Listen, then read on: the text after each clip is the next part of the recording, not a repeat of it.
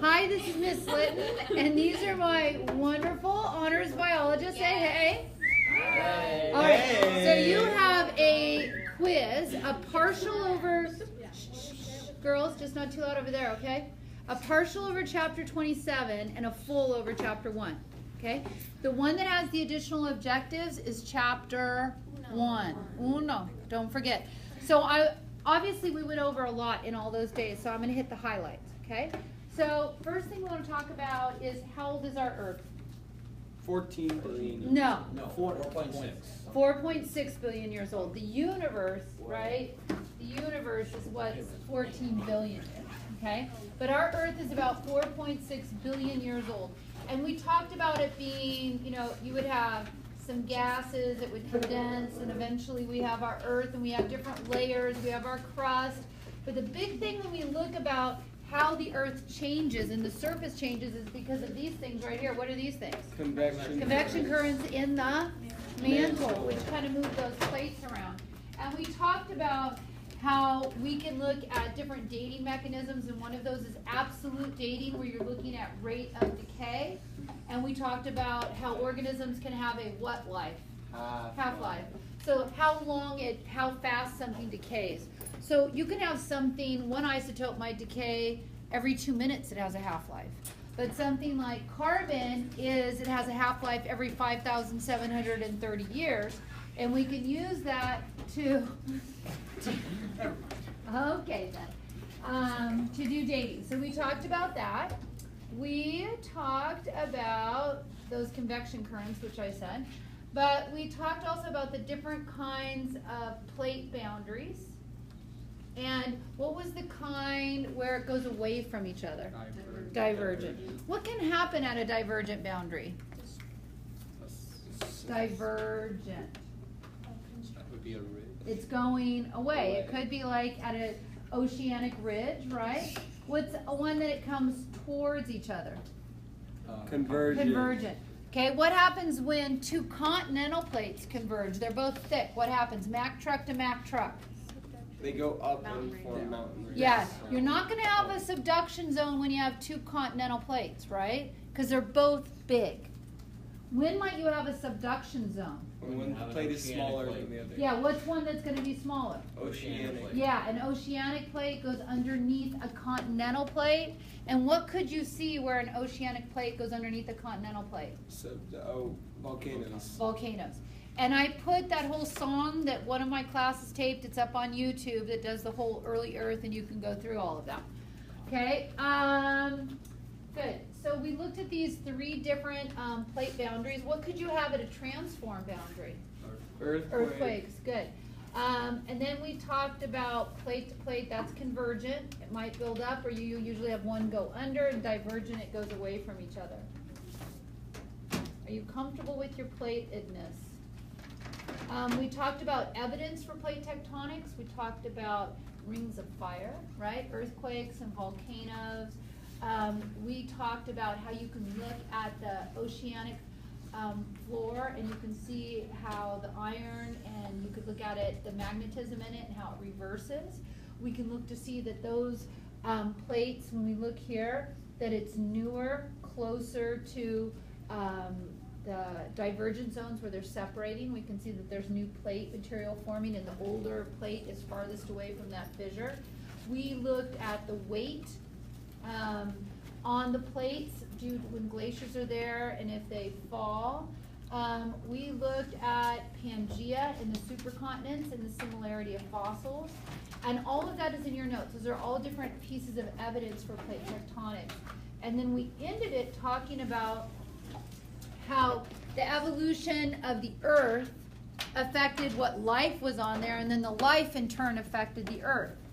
And we talked about as the plates moved around, right? If they were in a warmer place, a warmer climate, right, you might have one type of life form, but if the plate was moved to a colder climate, you would have a different life form, right?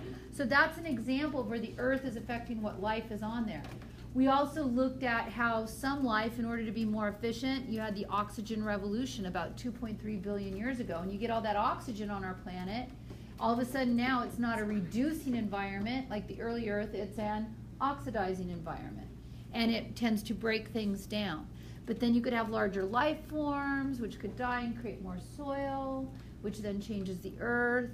We talked about coral reefs. You can build up coral reefs, and if you have a barrier, then that creates an area that's different from another area. So life affects the earth, and the earth affects life. And that was that whole first part. And then we went into the evolution of life and the early life forms.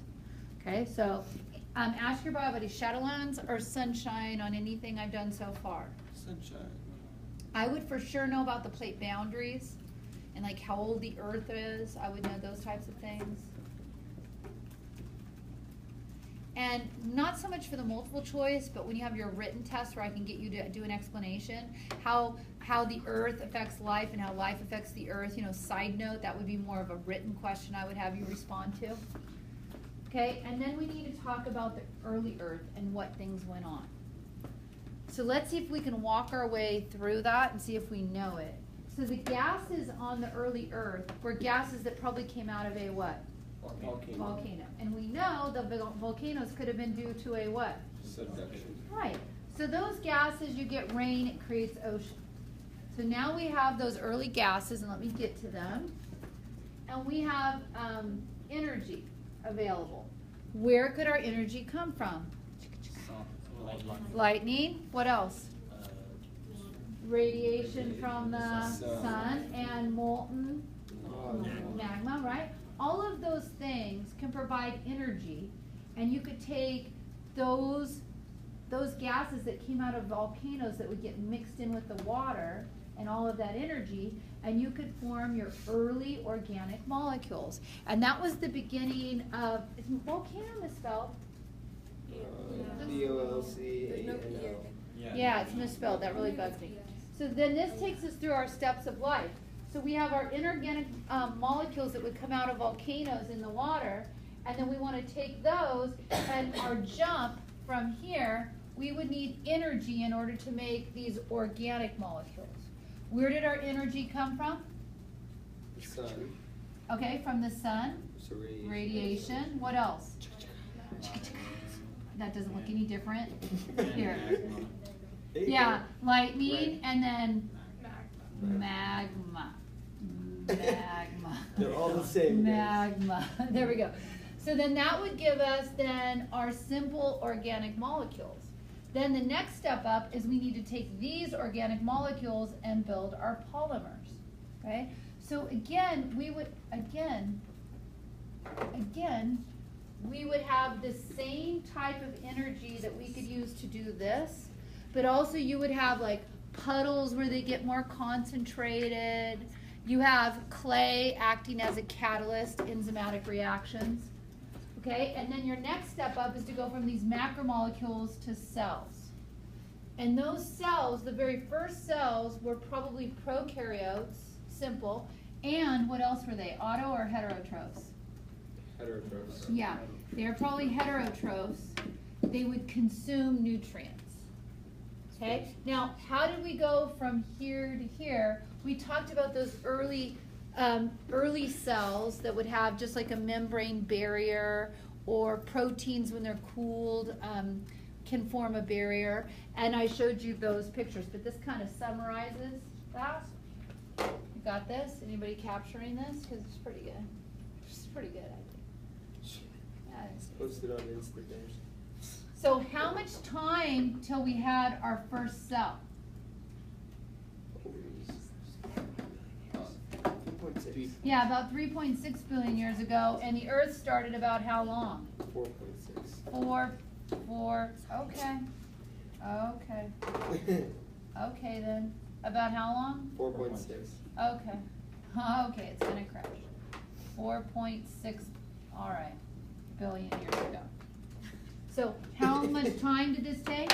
A billion years. Now, there was a man who did an experiment. Oprah hypothesized this step right here, but there's a man who did an experiment. What's the name of that man? Miller. Miller actually did an experiment, and within a week's time, he actually got those inorganic molecules when he circled them through his apparatus to make organic molecules. Now it's a better picture. Okay, so let's just look at that. Here's early Earth. Okay, and here's where our energy comes from. And we have organic molecules. Look, here's Miller's experiment. I mentioned about nitrogen being in short supply, because, right, we don't have anybody to do nitrogen fixation, but catalysts in your hydrothermal vents could do that. Build our macromolecules, and then our early cells, and then having a full-on cell. Okay, that was chapter 27. Then we did chapter 1. Now that we know where life came from. Oh my God.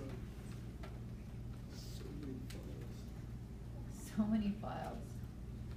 Is this what I want? Yeah, this is what I want. That represents like 1 billion hours up there. I want to tell you, 1 billion hours.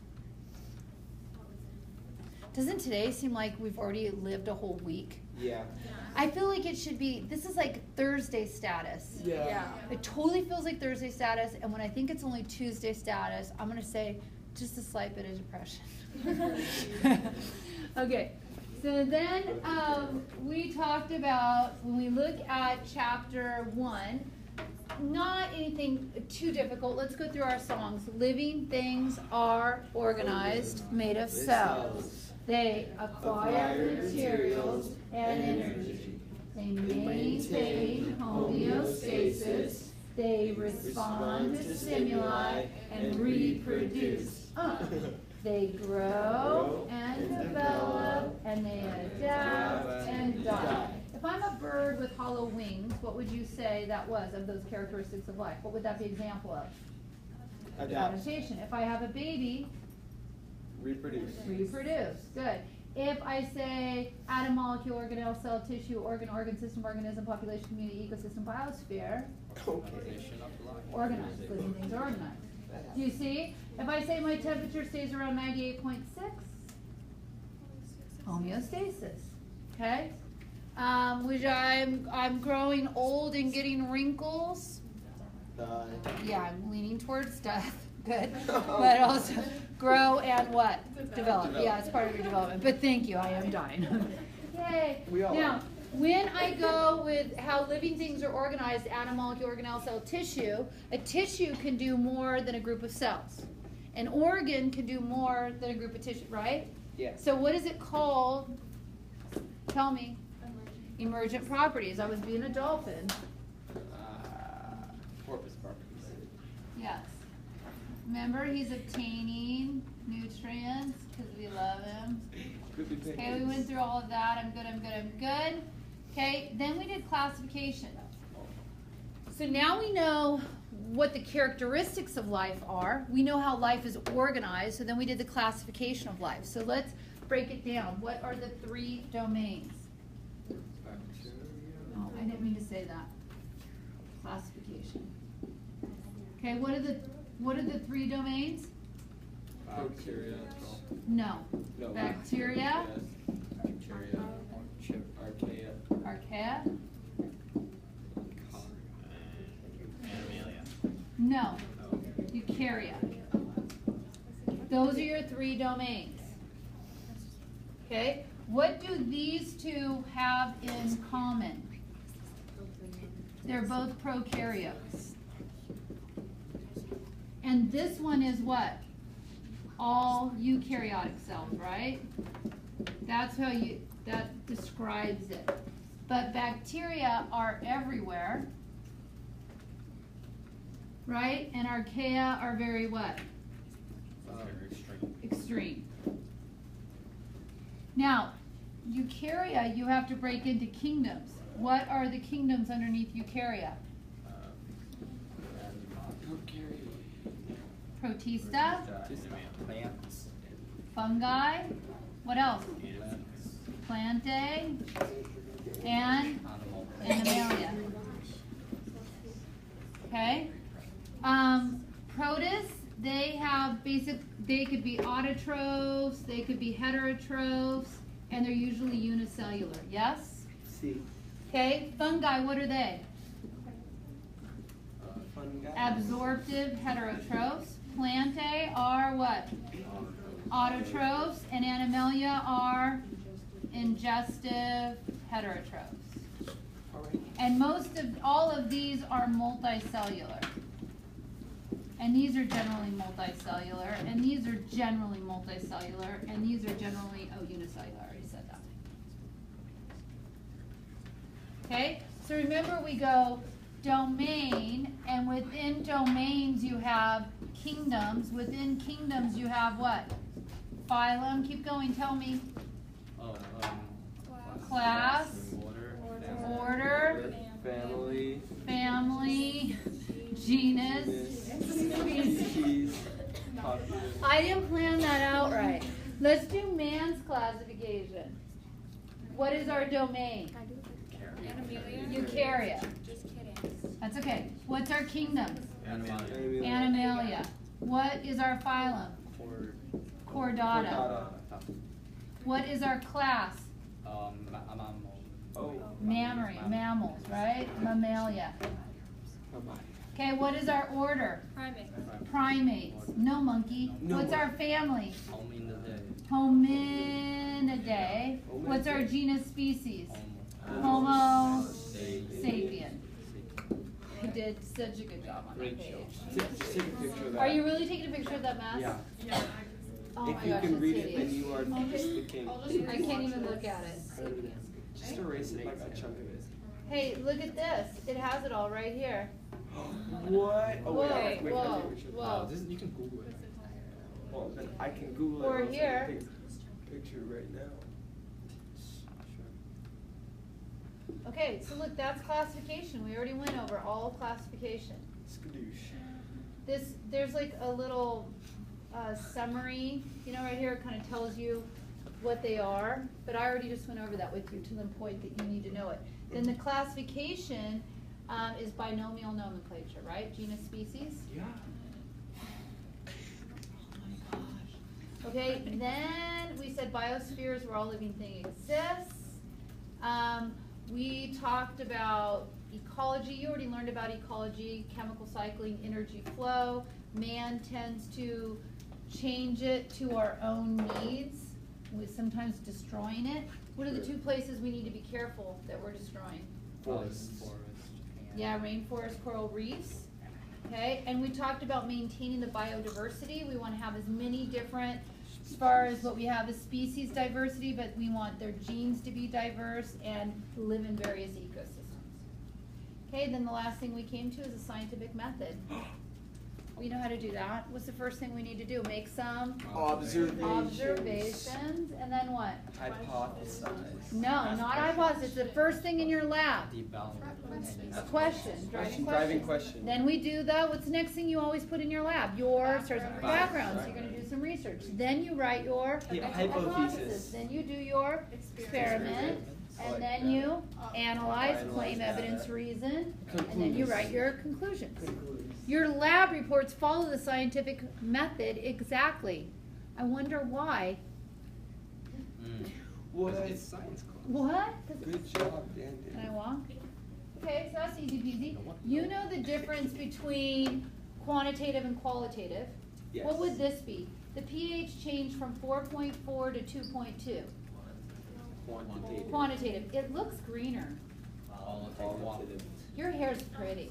Qualitative. Your hair grew 2.6 centimeters. Quantitative, good. All right. So we looked at variables. So our independent variable, okay, the one that you choose, okay, and in your lab it might be you choose what food you gave your roly-polies. We did our behavior lab, right? Yes. That's your independent. Your dependent variable is your data. Your response variable is your data. And then we reviewed our science practices, which we do. You don't have to memorize all the science practices, we just are doing them. And then we talked about social responsibility and bioethics. We talked about technology as the application of scientific knowledge. But then scientists, they don't decide for you, they just get the data. And as a society, we need to do claim, evidence, reason, right? As a society, decide this is okay to do or this is not okay to do. And that was it. Just a little bit. That's it, I that's all. only asked 5 questions. I considered asking more, but I only said 5 questions. So there's gonna be 5 questions. You can bet, like, I already told you things for sure I would know in chapter 27. In this chapter, I would definitely know my characteristics of life, organization of life. I would know man's classification, right? I would know, the different parts of the scientific method. I would know my different examples of my kingdoms, you know, like fungi or absorptive, heterotrophs, that kind of thing. And then for sure, know your additional objectives, right? You know Yeah. I'm gonna ask you a question about that. So you can study, study, study, and then not do that. Yes, ma'am? Can you go back to the slide about the variables and how like the graph? Yes, the rat is coming your way. It's your boy. It's your boy, Brad. All right, how'd you guys all do in your math test? Wrong. Does people have math tests? I thought that was coming up for some of Oh, you. yeah. I had a It was map. hard. I had a map test and I got 100 on that. Boom, shakalaka. Any other questions or Boom, concerns you want me to go over? Where'd you get your necklace? A student made this for me. I want to say like 15 or 20 years ago. Oh my lord. I know. I still think it's super cool. I think actually their mom made it for me. That explains more. Yes. Okay. Have a great day. Make good choices. Don't stay up too late. Love you very much, Lee.